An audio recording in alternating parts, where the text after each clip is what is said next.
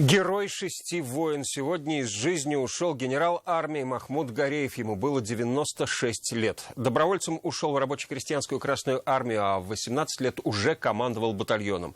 Более 50 лет он прослужил в советской армии, участвовал в Отечественной войне, сражался в составе Западного, Третьего Белорусского и Первого Дальневосточного фронтов.